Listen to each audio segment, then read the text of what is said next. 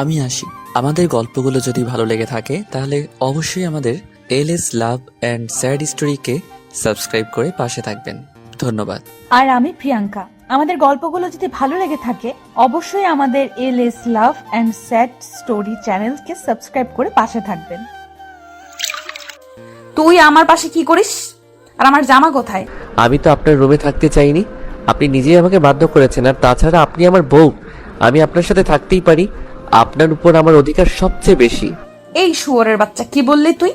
কোনো ছোট লোক আমার স্বামী হতে পারে না। আর তোকে না বললাম আমার কাছে স্বামীর অধিকার চাইবি না? আমার সব তো নষ্ট করে দিলি। আর কি বাকি রাখছোস? আর আমি তোকে কি বাধ্য করেছি? কালকের ঘটনা ভুলে গেলেন নাকি? আপনার জন্যই সব হয়েছে। আর আমি আমার বউকে আদর করছি, অন্য কাউকে না। আমি যদি জানতাম আপনি কালকে ওইরকম কিছু একটা করবেন তাহলে কোনোদিনও আপনার সাথে যেতাম না। জানেন কালকে আপনার সাথে কি হয়েছিল? আমি কিছু শুনতে চাই না। আর তুই কুত্তার বাচ্চা আমার সাথে এমনটা করতে পারলি? আমি তোকে স্বামী হিসেবে মানি না বলেই তুই সুযোগ খুঁজছিলি, তাই না? আর সেই সুযোগ পেয়ে গেলি আর কাজে লাগিয়ে ফেললি। ছি! আপনি আমার পুরো কথাটা শুনছেন না কেন? আমার চোখের সামনে থেকে সরে যা, আমি তোকে দেখতে পারছি না। আমি নিশ্চুপ থেকে তাকে বললাম, কালকে রাতে আপনি নেশা করে সেন্স ছিল না। আর এই সুযোগ নিয়ে আপনার বান্ধবীর ভাই আপনার সাথে খারাপ কিছু করতে চাচ্ছিল, তাই তো আমি আপনাকে ওখান থেকে নিয়ে আসি। বাসায় নিয়ে আসার পর আপনার সেন্স ছিল না বলে আমাকে জড়িয়ে ধরেছিলেন এবং ছাড়ছিলেন না। আমি অনেক চেষ্টা করে নিজেকে ছাড়াতে না পেরে এই দুর্ঘটনাটা ঘটে। এরপর রুবি আমার সব কথা শুনে বলল, আমি তোর কথা বিশ্বাস করি না। তুই মিথ্যা কথা বলতেছিস আমার সাথে। তুই কি ভাবিস আমি কিছু বুঝি না? মিথ্যা কথা বলে তুই আমাকে ভোগ করলি। সত্যি কথা, আমি মিথ্যা বলতেছি না, আমাকে বিশ্বাস করুন। বিশ্বাস করি না ছোট লোকের বাচ্চা। তুই চলে যা আমার সামনে থেকে, আর কোনোদিনও আসবি না। তোকে আমি একটু ভালো ভাবতাম, আমি জানতাম না তোর চরিত্র এইরকম। এই শিক্ষা দিয়েছে তোর বাবা মা? এতই যদি শরীরের চাহিদা থাকতো পুত্রালয়ে যাইতি। এসব কথা শুনে আমার রাগ উঠে গেল। সে আমার চরিত্র নিয়ে কথা বলল। এতদিন সবকিছু সহ্য করেছি শুধু ভালোবাসি বলে, কিন্তু আর না, এত কিছু আর আমি মেনে নিব না। রুবির জন্য আমার মনে যতটুকু ভালোবাসা ছিল তা আজ ঘৃণায় পরিণত হলো। আমি নিজেকে শান্ত করে রুবিকে বললাম, অনেক অপমান সহ্য করেছি শুধু তোকে ভালোবাসি বলে, কিন্তু তুই আমাকে এত বড় কথা বলতে পারলি? কি চাস তুই? আমি চলে যাব তোর জীবন থেকে, তাই না? রুবি আমার কথা শুনে কিছুটা অবাক হলো, কারণ আজ পর্যন্ত রুবিকে কখনো তুই করে বলিনি। সে আমার দিকে চেয়ে বলল, আমি চাই তুই আমার জীবনে কখনো ফিরে আসবি না, আর আসিস না আমার কাছে। আচ্ছা ঠিক আছে, আমি আজই চলে যাব। এ বাড়ি ছেড়ে আর আসবো না কোনোদিন তোর সামনে। তোর প্রতি আমার আজ থেকে আর কোনো ভালোবাসা নেই, যা আছে সব ঘৃণা। ভালো থাকিস। আর কোনোদিন তোর পিছু পিছু এসে বলবো না ভালোবাসি। এ কথা বলে ব্যাগে প্রয়োজনীয় জিনিসগুলো নিলাম, সাথে রুবির একটা ছবি নিলাম। আমি রুবির রুম থেকে আমার সব কাপড় গুছিয়ে নিয়ে বেরিয়ে গেলাম ওর রুম থেকে। রুবি আমার যাবার পথে চেয়েছিল, তাতে আমার কি? খালু খালাম্মাকে কিছু বললাম না, জানি তারা কষ্ট পাবে, হয়তো আমাকে অনেক খুঁজবে। একটা দীর্ঘশ্বাস ফেললাম, পিছন ফিরে বাসাটাকে একবার ভালোভাবে দেখে নিলাম। কতগুলো বছর ছিলাম এই বাড়িতে। রুবির অবহেলায় আর আন্টি আঙ্কেলের ভালোবাসায় দিনগুলো কেটে যাইতো। এই বলে রাস্তায় আপন মনে হাঁটছি। ভাবতেই পারিনি আমার জীবনে এমন একটা দিন আসবে। প্রিয় মানুষটির থেকে আলাদা হতে হবে। বিধাতা কেন আমাকে এমন পরীক্ষার সম্মুখীন করলেন? কেন এত অবহেলিত আমি রুবির কাছে? কেন বুঝে না ওকে সত্যি ভালোবাসি? তবে ওর থেকে দূরে গিয়েও যদি ও আমার ভালোবাসা বোঝাতে পারি তাহলে তাই করব। চলে যাব অনেক দূরে, আর আসবো না ওর কাছে। আর কাউকে ছোট লোক বলতে হবে না, আর কাউকে গালাগালি করতে হবে না। আর কালকের কথাগুলো ভাবতে লাগলাম, কি থেকে কি হয়ে গেল। সামান্য ভুলের জন্য এত বড় শাস্তি পেতে হচ্ছে। কালকে রাতে যদি নিজেকে একটু কন্ট্রোল করতে পারতাম তাহলে আর এমন একটা সময় দেখতে হতো না। বুক ফেটে কান্না আসতে লাগলো। ভাবতেই কেমন জানি লাগে। জীবনে পথ চলতে হবে একা, পাওয়া হলো না রুবির ভালোবাসা। আমি তো শুধু একটু ভালোবাসাই চেয়েছিলাম ওর থেকে, তার বদলে কি পেলাম? শুধু অবহেলা। কোথায় যাব আমি, কি করব, কিছুই মাথায় আসছে না। ভাবলাম এই শহরে আর থাকবো না, চলে যাব এই শহর ছেড়ে। যেই শহর শুধু অবহেলা পেয়েছি সেখানে আর থাকবো না, আর ফিরে আসবো না এই শহরে, আর আসবো না রুবির কাছে, আপনজনের কাছে। এই কথা ভেবে চলে গেলাম রেল স্টেশনে।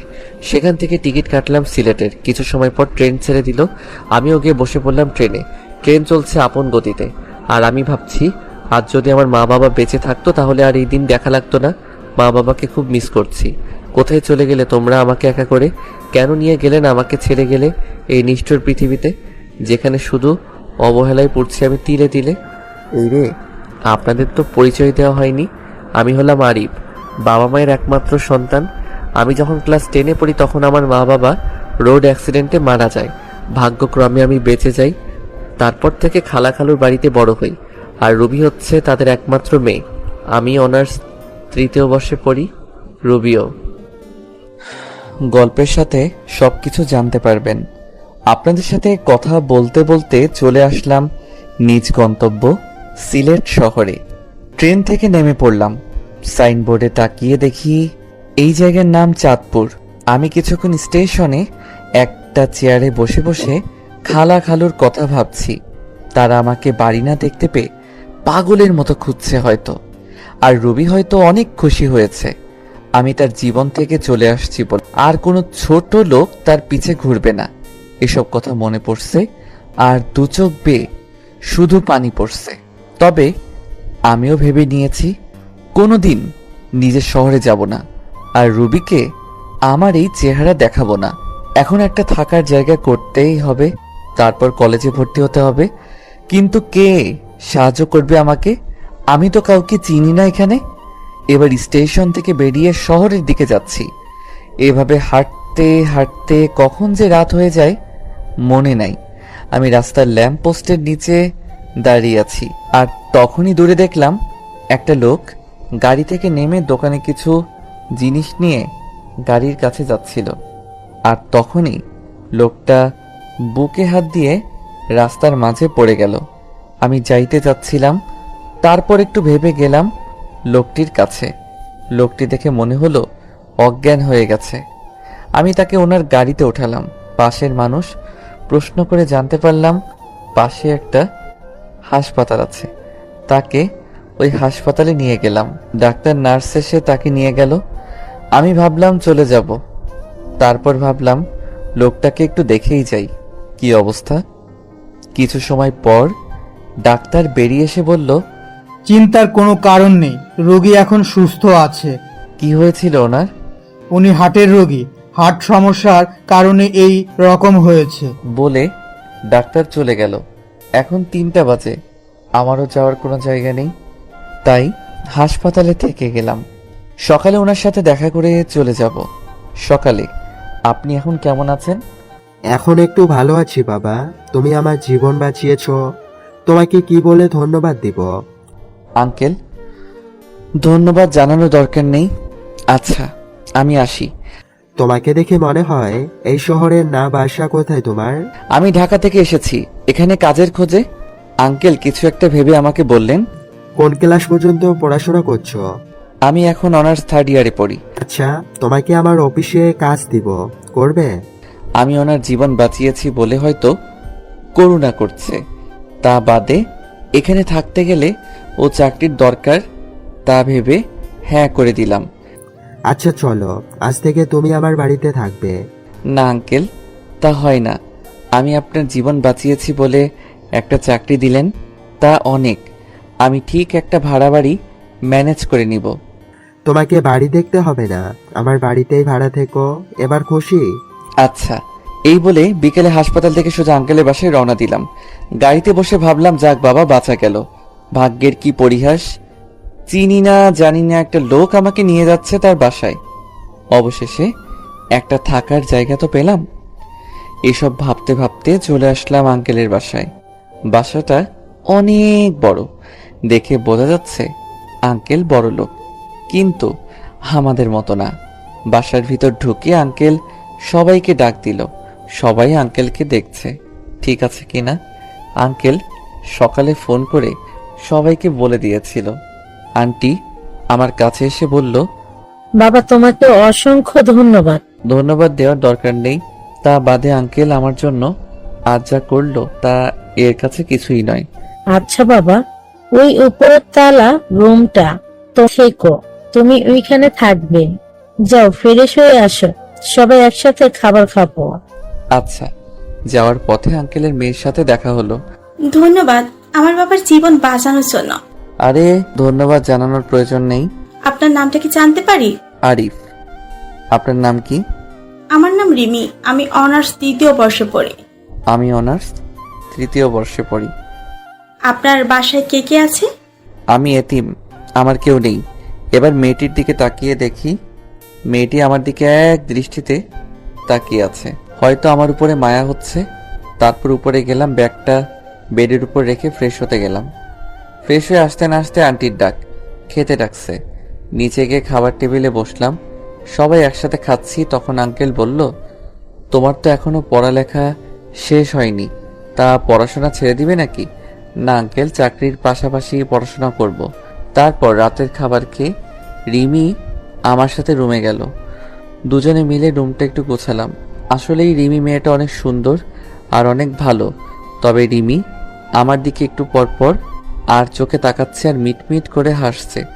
সকালে উঠে ফ্রেশ হয়ে হালকা নাস্তা করে রিমির সাথে তাদের কলেজে গেলাম। ভর্তির কাজ সব শেষ হলে 3টা ক্লাস করে বাইরে এসে দেখি রিমি আমার জন্য বাইরে দাঁড়িয়ে আছে।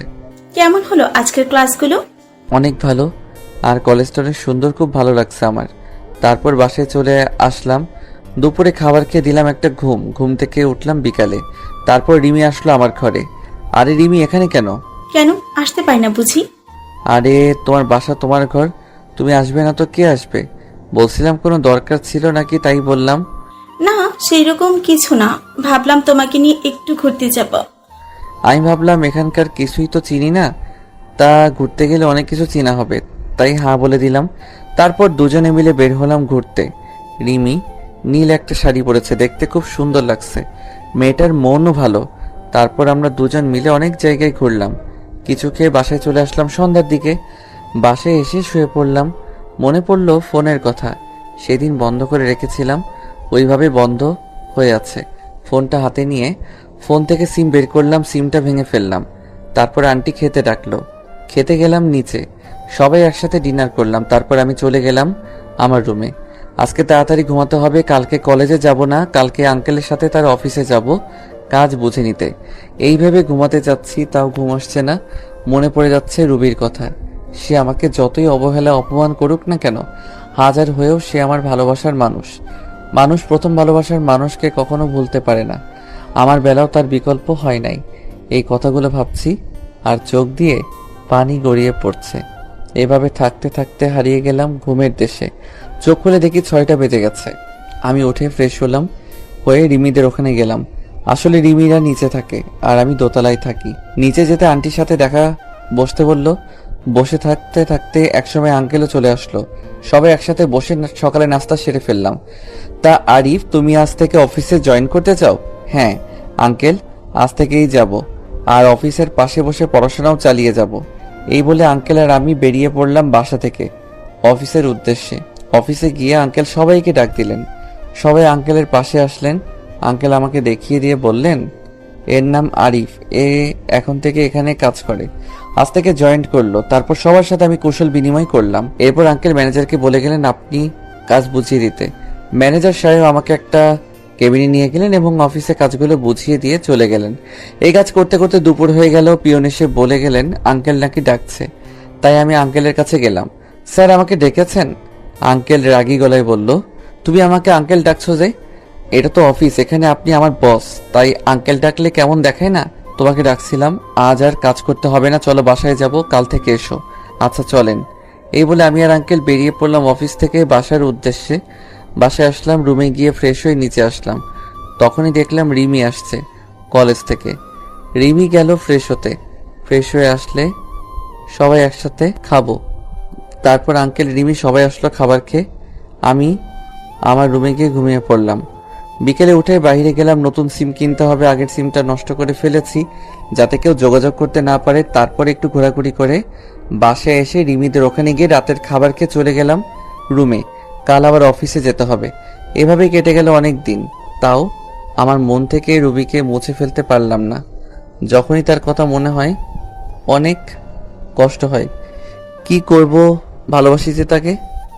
এখন আর রিমিদের ওখানে প্রয়োজন ছাড়া যাই না। এখন আমি নিজেই রান্না করে খাই, আর কতকাল মানুষের বাসায় খাবো। আমার জন্য যা করেছে সেটাই অনেক। রিমিদের বাসায় যাই না দেখে রিমি প্রতিদিনই কিছু না কিছু নিয়ে আসে আমার জন্য, বারণ করা সত্ত্বেও নিয়ে আসে। তবে রিমির ব্যবহার দেখে আমি খুব অবাক হই। মেয়েটা এত ভালো, আর মাঝে মাঝে রিমির আচরণ দেখে মনে হয় রিমি আমাকে খুব ভালোবাসে। আমার কখন কি লাগবে সবসময় চোখে চোখে রাখবে, কেয়ার করবে, মিষ্টি শাসন করবে। রিমির মিষ্টি শাসন আর কেয়ারগুলো খুব ভালো লাগে, কিন্তু আমি যে তাকে ভালোবাসতে পারবো না। আমার মন যে অনেক আগে একজনকে দিয়ে ফেলেছি। দূরে আছি তো কি হয়েছে, দূর থেকেও মানুষকে ভালোবাসা যায়। একদিন আমি কলেজে এক মেয়ে বান্ধবীর সাথে কথা বলেছি, আর সামনে গেটের দিকে যাচ্ছি। মেয়েটা আমার খুব কাছের মনে করে, সে আমার হাত ধরে হাঁটছে, আর তখনই দেখি সামনেই রিমি, কিন্তু তার চোখ দিয়ে অনবরত পানি বের হচ্ছে। আমি আমার বন্ধুর কাছ থেকে বিদায় নিয়ে যেই রিমির কাছে যাব, তখনই রিমি আমাকে অনেক জোরে একটা থাপ্পড় মারলো। থাপ্পড় মেরে রিমি চলে গেল বাসায়, আর আমি মাথা নিচু করে দাঁড়িয়ে আছি। চোখ দিয়ে 2 ফোঁটা নোনা জল বেরিয়ে আসলো। আবার সেই পুরনো কথা মনে করিয়ে দিল। রুবি ঠিক একইভাবে আমাকে চড় মেরেছিল, আমার এক খুব কাছেরই মানুষ। খুব কষ্ট পেয়েছিলাম তখন। রিমি আমাকে থাপ্পড় মারলো, তখন 1000 গুণ কষ্ট পেয়েছিলাম। কলেজের পর আমি আর রিমিদের বাড়ি যাইনি, একটা চায়ের দোকানে বসেছিলাম। বসে থাকতে থাকতে সন্ধ্যা হয়ে আসছে। রিমি আমাকে থাপ্পড় মেরেছে, এই জন্য আমি কষ্ট পাইনি। রিমি আমাকে থাপ্পড় মেরে আমার পুরনো কথা মনে করে দিয়েছে, তাই খুব কষ্ট হচ্ছে। তাই বসে আছি আর সিগারেট খাচ্ছি। হঠাৎ করে ফোনটা বেজে উঠলো, হাতে নিয়ে দেখি রিমি ফোন করেছে, বাসায় যেতে বলছে। তাই আর বসে থাকলাম না, বাসার দিকে রওনা হলাম। কিছুক্ষণ হাঁটার পর বাড়ি চলে আসলাম। দরজার কাছে এসে দেখলাম দরজা আগে থেকে খোলা। আরে চাবি তো আমার কাছে, দরজা কে খুললো? ভিতরে গিয়ে দেখি রিমি। তাহলে রিমি খুলেছে। আসলে বাড়িওয়ালার কাছে আরেক সেট চাবি ছিল। রুমে ঢুকতে রিমি বলে উঠলো, কোথায় ছিলে তুমি? জানো আমি কত কান্না করেছি তোমার জন্য, কত চিন্তায় ছিলাম। এবার রিমি দৌড়ে এসে আমাকে জড়িয়ে ধরে জোরে জোরে কান্না করে দিল। আমি তো বেশ অবাক হলাম। রিমি, তুমি কি করছো? ছাড়ো আমায়। না, ছাড়বো না। তুমি কিচ্ছু বোঝো না, আমি তোমাকে কতটা ভালোবাসি। তোমার সাথে অন্য কাউকে দেখতেই পারি না। আমি তোমাকে অনেক অনেক ভালোবাসি। রিমি, তোমার মাথা ঠিক আছে? কি বলছো এসব? পাগল হয়ে গেলে নাকি? হ্যাঁ, আমি পাগল হয়ে গেছি, তোমার প্রেমে পাগল। আমি তোমাকে ছাড়া বাঁচবো না। আমি তোমাকে ভালোবাসি না, আর সবচেয়ে বড় কথা, আঙ্কেল আমাকে অনেক বিশ্বাস করে এখানে নিয়ে এসেছে। আমি তার বিশ্বাস কখনো নষ্ট করব না। বাবার কথা বলছো? বাবাকে আমি বুঝিয়ে বলবো। তুমি যাই করো, আমি তোমাকে ভালোবাসতে পারবো না। তুমি যদি বেশি বাড়াবাড়ি করো তাহলে আমি এই বাড়ি ছেড়ে চলে যাব। না না, তোমাকে বাড়ি ছেড়ে যেতে হবে না, আমি চলে যাচ্ছি। এই কথা বলে রিমি কাঁদতে কাঁদতে চলে গেল। যা ভয় পেয়েছিলাম তাই হলো। যারে ভালোবাসি সে আমাকে ভালোবাসে না, আর যাকে ভালোবাসি না সে আমাকে ভালোবাসে। এরপর থেকে রিমির সাথে আর দেখা হয়নি, তাদের ওখানেও যাইনি। কি বলবো রিমিকে, আমি যে তাকে ভালোবাসতে পারবো না। আমি বিবাহিত। এই ভেবে কয়েকদিন চলে গেল। একদিন আঙ্কেল তাদের বাসায় যেতে বললেন, আমিও গেলাম। আরে তুমি আমার মেয়েকে বাঁচাও। কি হয়েছে রিমির? কয়েকদিন ধরে ঘর থেকে আর বের হয় না, খাওয়া দাওয়া কিছু করে না, শুধু বলে আরিফকে এনে দাও। বাবা, তুমি আমার মেয়েকে বিয়ে করো। না আঙ্কেল, এটা হয় না। আমি রিমিকে বিয়ে করতে পারবো না। আপনি আমাকে যে উপকারটা করেছেন তা আমি জীবন দিয়ে হলেও শোধ করতে পারবো না, কিন্তু আমি জেনে শুনে আমার জীবনের সাথে আরও একটা জীবন নষ্ট করতে পারবো না। কেন বাবা, কি হয়েছে? আমাকে একটু খুলে বলো। আমি বললাম রিমিকেও ডাক দিতে। তারপর আঙ্কেল আন্টি রিমি সবাইকে উদ্দেশ্য করে বললাম, আমি বিবাহিত। আমার এই কথা শোনার জন্য মনে হয় কেউ প্রস্তুত ছিল না। সবাই একসাথে বলে উঠল, কি? তুমি যে বললে তোমার কেউ নাই, তুমি এতিম, তাহলে? আসলে আমি এতিম হলেও আমার খালাখালুর বাড়িতে বড় হয়েছি এবং আমার বউ আছে। তাহলে তুমি এখানে কেন, পরিবার ছেড়ে? সে এক দুঃখের কাহিনী, শুনুন তাহলে। সবাইকে বলতে লাগলাম, আমি আরিফ। সবেমাত্র আমি এসএসসি পাস করেছি, 4.97 পয়েন্ট পেয়েছি। আজ আমি অনেক খুশি। বাসায় থেকে বেরিয়ে রেস্টুরেন্টের উদ্দেশ্যে রওনা দিলাম, কারণ মিষ্টি তো নিতেই হবে। মিষ্টি নিয়ে বাসায় এসে সবাইকে খাওয়াইলাম। তারপর খাওয়া দাওয়া করে শুয়ে আছি, এমন সময় আমার ফোন চিল্লাচিল্লি করতেছে, মানে কেউ বা ফোন দিয়েছে। স্ক্রিনে তাকিয়ে দেখি মামুন ফোন দিয়েছে। রিসিভ করতেই কিরে শালা, 4টা বাজতে চললো, আজ আড্ডায় আসবি না? ভুলেই গিয়েছিলাম। তোরা আয়, আমি আসছি। সবাই আসছে, তুই তাড়াতাড়ি আয়। আচ্ছা, 5 মিনিট অপেক্ষা কর। ওকে। তারপর ফোন কেটে দিয়ে আড্ডার দিকে রওনা দিলাম। আসলে মামুন, রহিম, মোকসেদ, নাজমুল, আমরা প্রাইমারি থেকে পরিচয়, আমরা ফ্রেন্ড। আড্ডায় এসে আমরা সবাই কথা বলতে লাগলাম। হঠাৎ রহিম বলতে লাগলো, সবাই শোনো, আমাদের গার্লফ্রেন্ড আছে, কিন্তু আরিফ তো সে নেই। বেচারা সারা জীবন মনে হয় একই রকম থাকবে হিজড়া হয়ে। হয়, মনে হয়। শালারা, দেখ আমি কি করি তোদের গার্লফ্রেন্ডদের, ফোন দিয়ে কি বলি। দোস্ত দোস্ত, না রে, না রে, এবারের এবারের মতো মাফ করে দে, আর হবে না। ওকে, মনে থাকে যেন। সেই সময় আম্মুর ফোন আসলো। আমি ফোন বের করে বললাম, হ্যাঁ আম্মু বলো। তুই কোথায় আছিস? এই তো বন্ধুদের সাথে আড্ডা দিচ্ছি। এখন আর আড্ডা দিতে হবে না, বাসায় আয়, দরকার আছে। আচ্ছা। বন্ধুর কাছ থেকে বিদায় নিয়ে বাসায় আসলাম। এসে ফ্রেশ হয়ে খাবার টেবিলে বসলাম। তোর তো পরীক্ষা শেষ, আর তোর আব্বু অনেকদিন পর ছুটি পেয়েছে, তাই ভাবলাম তোর খালার বাড়ি থেকে ঘুরে আসবো। কি বলিস? আমার যে কি আনন্দ হচ্ছে, খালার বাড়ি যাব। আপনারা ভাবছেন খালার বাড়ির কথা শুনে এত আনন্দ হচ্ছে কেন? কার সেখানে গেলে আমার খালাতো বোন রুবির সাথে দেখা হবে, কারণ ওকে আমি ছোট্টবেলা থেকেই পছন্দ করি। আচ্ছা, কবে যাব আমরা? কালকেই সকালে তাড়াতাড়ি উঠিস। কিন্তু কে জানতো এর বের হওয়াই হবে আমার মা বাবার সাথে শেষ বের হওয়া। আমাদের গাড়ি অ্যাক্সিডেন্ট করলো। আমি গাড়ি পিছনের সিটে থাকায় কোনো মতে বেঁচে যাই, কিন্তু আমার মা বাবা আর বাঁচলো না। মা বাবা চলে যাওয়ার পর আমি অনেক ভেঙে পড়ি। তখন খালা খালু তাদের বাড়ি নিয়ে গেল এবং ওখান থেকেই বড় হই।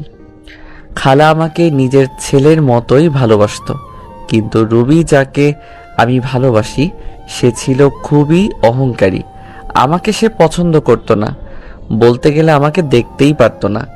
আমাকে অনেক অবহেলা করে, কলেজে যেও আমার সাথে খারাপ ব্যবহার করে। এভাবে দিন পার করতে লাগলাম। এখন আমি ভার্সিটিতে পড়ি। একদিন আমার বন্ধু আমাকে বলে সে একটা মেয়েকে পছন্দ করে। আমাকে একটা লাভ লেটার দিয়ে বলল ওই মেয়েটাকে দিতে। আমার আবার ওই মেয়েটার সাথে ভালো সম্পর্ক ছিল, তাই লাভ লেটারটা নিয়ে ওই মেয়েকে ডাক দিয়ে চিঠিটা ওর হাতে দিলাম। সে সময় রুবি পাশ দিয়ে যাচ্ছিল। এসব দেখে মেয়েটার হাত থেকে চিঠিটা নিয়ে, তো সাহস কি করে হয় ওই মেয়েকে প্রেমপত্র দেওয়ার? আমি ইচ্ছা করে দেইনি। তোকে আর কিচ্ছু বলতে হবে না। তোদের মতো কিছু ছেলের জন্যই আজকে মেয়েরা সমাজে অবহেলিত। কয়েকদিন পর ভার্সিটিতে এসেই মেয়েদের প্রেমপত্র দেওয়া শুরু। জানি না সামনে আর কি করবি। তোকে দেখে তো মনে হয় একদম নিষ্পাপ বাচ্চা, কিন্তু তুই যে এমন একটা কাজ করবি তা তোকে দেখে কেউই বুঝতে পারবে না। আর শোন, আর কখনো কোনো মেয়ের সাথে এরকম করবি না। মাথা নিচু করে দাঁড়িয়ে আছি। অনেক ছাত্রছাত্রী দাঁড়িয়ে আমাকে দেখছে। কোনো কিছু না করে ও এইভাবে সবার সামনে অপমানিত হলাম। অবশ্য রুবির কাছ থেকে অপমানিত হওয়া আমার কাছে নতুন কিছু নয়। সেই ওর বাড়িতে আসার পর থেকেই অপমানিত হয়ে আসছি, বাবা মা মারা যাওয়ার পর থেকে। সরি বন্ধু, আমার জন্য তোর এমনটা হলো। আরে এসব কিছু মনে করিনি, চল।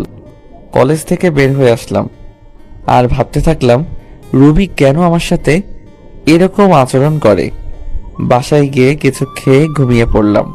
পরের দিন ঘুম থেকে উঠতে একটু দেরি হয়ে গেছিল, তাই ভার্সিটি যেতে একটু দেরি হলো।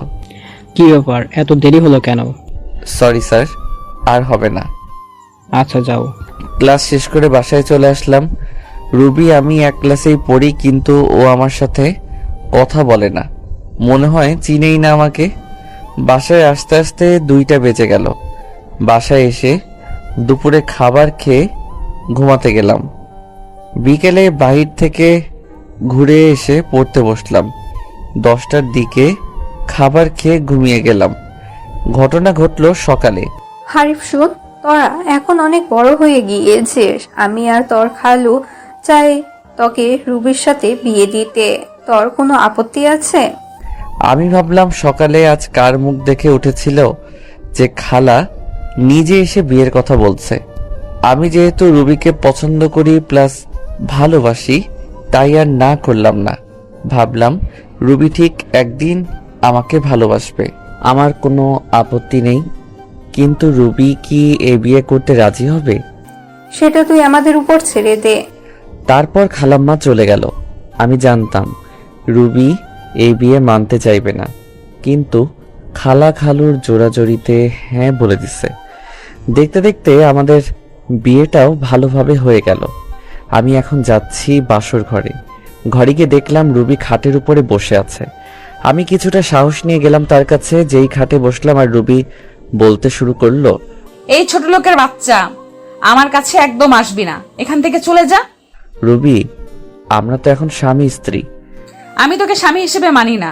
আর তুই কি ভাবলি তোর মতো ছোট লোককে আমি বিয়ে করতে রাজি হব? বাবা মায়ের জোরাজোরিতে এই বিয়ে করছি। রুবি, আমি তোমাকে অনেক ভালোবাসি, প্লিজ তুমি আমাকে মেনে নাও। দেখো আমি তোমাকে অনেক সুখেই রাখবো। তোর মতো ছোট লোককে আমি ভালোবাসবো কোনো প্রশ্নই আসে না। আর তুই কোনো দিন আমার কাছে স্বামীর অধিকার খাটাতে আসবি না। আর শোন, এই কথাগুলো মা বাবা যেন জানতে না পারে। যা মেঝেতে গিয়ে শুয়ে পড়। আমি একটা বালিশ নিয়ে নিচে শুয়ে পড়লাম। আমি জানতাম রুবি আমাকে মানবে না, কিন্তু কিছুদিন পর সব ঠিক হয়ে যাবে এই আশা নিয়েই থাকা। কিন্তু আমার ধারণা ভুল। দিন যাচ্ছে আর রুবি আমার প্রতি আরো খারাপ ব্যবহার করছে। রুবি কাপড় চেঞ্জ করছিল, আমি জানতাম না। হুট করে রুমে ঢুকতেই, এই কুত্তার বাচ্চা, রুমে আসতে গেলে নক করে আসতে বলছি না? না মানে আপনাকে খাওয়ার জন্য ডাকতেছে। এদিকে আয়। আমি ওর একটু কাছে গিয়ে দাঁড়ালাম। ঠিক তখনই রুবি আমাকে ঠাস ঠাস করে দুই গালে দুইটা থাপ্পড় মারলো। থাপ্পড়গুলো অনেক জোরে মারলো, তাই ঠোঁট কেটে রক্ত বের হতে লাগলো আর আমার চোখ দিয়ে পানি ঝরতে লাগলো। ভীষণ ব্যথা করতেছে। এরপর যদি রুমে আসিস তাহলে নক করে আসবি। যত সব ছোট লোক। এখন যা, আমি আসতেছি। আমি কিছু বললাম না।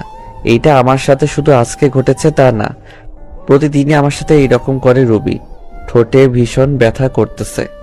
ওয়াশরুমে গিয়ে ঠোঁটের রক্তগুলো মুছতে চাইতেছি, কিন্তু হাত লাগাতে পারছি না। ভীষণ ব্যথা করতেছে। কোনো মতে ফ্রেশ হয়ে নিচে চলে আসলাম। নিচে গিয়ে দেখি রুবি খাবার টেবিলে বসে আছে। আমিও গেলাম। আরিফ, এইদিকে আসো। জি খালু, বলেন। দাঁড়িয়ে আছো কেন? কি বসো, আমরা একসাথে খাবো। আমি রুবির দিকে তাকালাম। ও আমার দিকে আগুন চোখে তাকিয়ে আছে। আমি কিছু বললাম না। এখনো দাঁড়িয়ে আছি। কি হয়েছে আরিফ? তোকে বসতে বললো না? আসলে খালা আমাকে তুই করেই বলে। আমাকে নিজের ছেলের মতো ভাবেন। আমি এখনো দাঁড়িয়ে আছি আর রুবির দিকে চেয়ে আছি। রুবি শুধু রাগে ফুঁসতেছে। আরিফ, তোমাকে আমি বসতে বলেছি, তুমি দিন দিন অবাধ্য হয়ে যাচ্ছ। খালু, বসতেছি। আমি যখন বসতে যাব তখনই রুবি চেয়ার থেকে উঠে দাঁড়িয়ে যায় আর বলতে লাগলো, এই ছোট লোকের সাথে আমি এক টেবিলে বসে খেতে পারবো না। তোমাদের মন চাইলে তোমরা খাও। কিসের ছোট লোক? ভুলে যাস না রুবি, আরিফ কিন্তু তোর স্বামী। কিসের স্বামী? আমি মানি না। এই বলে রুবি না খেয়ে চলে গেল। খালা খালু দুইজন আমার দিকে অসহায় দৃষ্টিতে তাকিয়ে আছে। আমি মুচকি হেসে বললাম, খালু, আমি কিছু মনে করিনি রুবির কথায়। একদিন সব ঠিক হয়ে যাবে ইনশাল্লাহ। তাই যেন হয় বাবা। হায়, তোকে আমি নিজ হাতে খাইয়ে দে। আমি আর কিছু না বলে চুপচাপ খেয়ে নিলাম। এরপর রুমে চলে আসলাম। রুমে এসে দেখি রুবি খাটে শুয়ে আছে। আমি সোফায় গিয়ে শুয়ে পড়লাম। আব্বু আম্মুর কথা খুব মনে পড়তেছে। আজকে যদি ওরা বেঁচে থাকতো তাহলে আর আমাকে এইরকম দিনগুলো দেখতে হতো না। আব্বু আম্মুর জন্য খুব খারাপ লাগতেছে, চোখে পানি চলে আসছে। তবে খালা খালু মাঝে আমি আমার মা বাবাকে দেখি, তারা আমাকে অনেক ভালোবাসে। কথাগুলো ভাবতে ভাবতে ঘুমিয়ে গেলাম। ফজর নামাজের আজান শুনে ঘুমটা ভেঙে গেল, তাই উঠে ফ্রেশ হয়ে নামাজ পড়ার জন্য মসজিদে গেলাম। চারদিকে হালকা হালকা আলো ফোটা শুরু করেছে। এরপর নামাজ পড়ে মোনাজাত করতে লাগলাম আব্বু আম্মুর জন্য। এক পর্যায়ে মনে পড়ে ছোটবেলার কথা। আব্বুকে ঘোড়া বানিয়ে তার পিঠে চওড়া, আব্বুর সাথে স্কুলে যাওয়া, কান্না চলে এসেছে। বলতে লাগলাম, কেন তোমরা আমাকে একা করে চলে গেছো? তোমাদের সাথে নিলে না কেন? কেন রেখে গেলে এই নিষ্ঠুর পৃথিবীতে, যেখানে মা বাবা ছাড়া আর কেউ আপন নয়? কেন হলো আমার সাথে এই রকম? কেন আমাকে অবহেলা করে? কেন কেন? কথাগুলো বলতে লাগলাম আর কান্না করতে লাগলাম। এরপর বাসায় চলে আসলাম। বাসায় ঢোকার সময় খালা আমাকে তাদের রুম থেকে ডাক দিলেন। রুমে গিয়ে দেখি খালা নামাজের বিছানায় বসে আছেন। আমি গিয়ে খালার পাশে বসলাম। আমার মাথায় হাত রাখলেন। রুবি তোকে খুব কষ্ট দেয় তাই না রে? মুচকি হেসে বললাম, ও এমন কিছু না খালা, ভালোবাসার মানুষটার তাই তো কষ্ট দেয়, অন্য কেউ তো আর না। আমি সব বুঝি রে বাবা, তোর জন্যই খুব কষ্ট আমার। মেয়েটা কেন তোর সাথে এমন করে কিছু বুঝি না। কষ্ট এখন আর হয় না খালা, কষ্টগুলো এখন সহ্য করতে শিখে গেছি। দেখিস রুবি একদিন তোকে ভালোবাসবে। হুম। আচ্ছা তুই এখন রুমে যা, আর শোন রুবিকে ডেকে তোল, আমি নাস্তা তৈরি করতেছি। আচ্ছা খালা। এরপর রুবিকে ডাক দেইনি, কারণ ওকে ডিস্টার্ব করলে আবার আমার কপালে খারাপই আছে। ভালোবাসি তাই ওকে কিছু বলতেও পারি না। রুবিকে না ডেকে আমি কলেজে যাওয়ার জন্য রেডি হয়ে নিলাম। এরপর আবার নিচে চলে গেলাম। গিয়ে দেখি রুবি নিচে নাই। খালা, রুবি কই? কেন তোকে না বললাম ও ঘুম থেকে ডেকে তুলতে? ও খালা, ভুলে গেছি। আচ্ছা গিয়ে নিয়ে আয়। এরপর আমি রুবিকে ডাকতে চলে গেলাম। এরপর ডাক দিলাম কিন্তু কোনো উত্তর দিল না। আবার ডাক দিলাম। এরপর ওপার থেকে রুবি বলল, কি হয়েছে? সকালবেলা তো চিল্লাচিল্লি করছিস কেন? আপনাকে আন্টি ডাকছে, তাড়াতাড়ি নিচে আসতে, কলেজে যেতে হবে, পরে কিন্তু দেরি হয়ে যাবে। যা তো তুই, আমি আসতেছি, আর ডিস্টার্ব করবি না আমাকে। এরপর আমি আর কিছু না বলে চলে আসলাম। নিচে গিয়ে আমি নাস্তা করে নিলাম। এরপর রুবি নিচে আসতে লাগলো। আজকে খুব সুন্দর লাগতেছে, গোলাপি রঙের একটা ড্রেসে, কানের ফুল, চুড়ি আর হালকা লিপস্টিক, আর সব মিলিয়ে জাস্ট অসাম লাগতেছে। আমার হা করে তাকিয়ে থাকা দেখে রুবি আমাকে বলল, কুত্তার মতো এভাবে তাকিয়ে আছিস কেন, শুয়োরের বাচ্চা? রুবির কথাটি সোজা গিয়ে আমার বুকে লাগলো। কি এক কপাল নিয়ে পৃথিবীতে এসেছি। নিজের বউয়ের দিকে তাকালেও গালি শুনতে হয়। ওই সময় শুধু চোখে পানি ছলছল করতেছে। আদিক্ষেতা না করে গাড়ি বের কর, কলেজে যাব। আমি আর কিছু না বলে গাড়ি বের করে রুবির জন্য অপেক্ষা করতে লাগলাম। কিছুক্ষণ পর রুবি আসলো। এরপর আমরা কলেজে চলে আসলাম। তুই গাড়ি পার্ক করে ক্লাসে চলে যা। যদি কোথাও যাস বা কারোর সাথে কথা বলিস তাহলে তোর অবস্থা খারাপ করে দিব। আমি শুধু মাথা নাড়ালাম। আমি খেয়াল করলাম ওর বান্ধবী ওকে বলতে লাগলো, রুবি তুই সব সময় আরিফের সাথে এই রকম করিস কেন? ছেলেটা কত স্মার্ট আর খুব ভালো, তাহলে কেন সব সময় অবহেলা করিস? কেন খারাপ আচরণ করিস? আর বড় কথা, ও এখন তোর স্বামী, তবুও কেন ওর সাথে খারাপ ব্যবহার করিস? কিসের স্বামী? হ্যাঁ, আর তোকে আমি বলে রাখলাম কোনোদিনও আমাকে কিছু শেখাতে আসিস না। আর এত যদি দরদ হয় তাহলে তুই ও ছোট লোকটাকে বিয়ে করে নে, তাহলে আমিও উদ্ধার হব। আমিও তো চাই, কিন্তু জানি ও তো তোকে ভালোবাসে। আমি হাজার চাইলেও আমার হবে না জানি, ওইটা আমি ভালোভাবে জানি। আরিফ আমাকে ভালোবাসে তুই কিভাবে জানিস? তোকে যদি ভালোই না বাসতো তাহলে তোর এত অবহেলা সহ্য করতো না, তোর এত খারাপ আচরণ মুখ বুঝে সহ্য করতো না। আফসোস, আরিফের মতো কেউই আমার জীবনে এলো না। ভালোবাসা না ছাই, ছোট লোকের আবার ভালোবাসা। এই বলে ওরা ক্লাসে চলে আসতে লাগলো। তাই আমি তাড়াতাড়ি করে ক্লাসে চলে আসলাম। রুবির কথাগুলোতে খুব কষ্ট পেলাম। এরপর ক্লাসগুলো শেষ করে চলে আসলাম বাড়িতে।